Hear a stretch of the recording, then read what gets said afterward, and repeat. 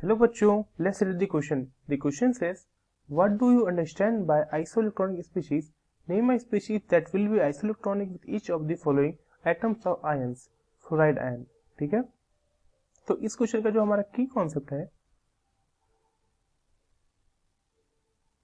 वो है हमारा आइसोइलेक्ट्रॉनिक स्पीशीज.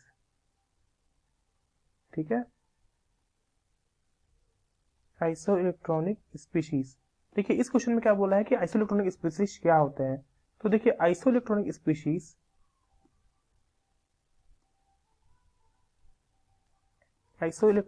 स्पीशीज वो स्पीशीज हैं, दे आर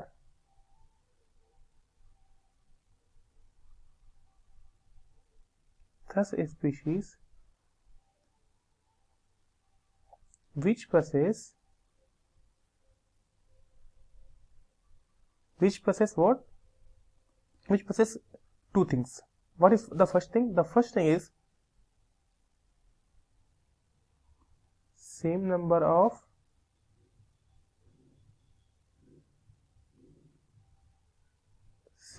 इलेक्ट्रॉन. मतलब इनमें सेम नंबर ऑफ इलेक्ट्रॉन होने चाहिए. सबसे पहला चीज, क्योंकि नाम से ही समझ आ रहा है आइसो लगा हुआ, आइसो इलेक्ट्रॉनिक मतलब कि same number of electrons. And different number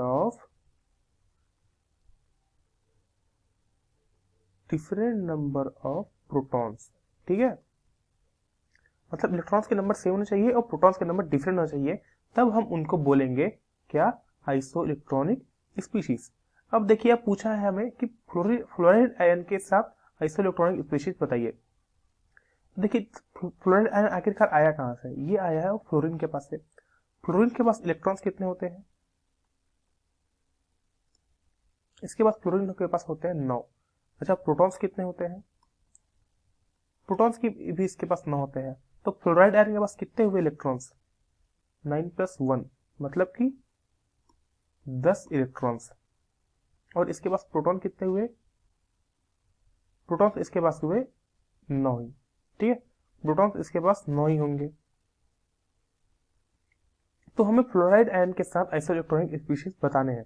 ठीक है, तो सबसे पहली बात जो इसके साथ आइसोइलेक्ट्रॉनिक स्पीशीज है,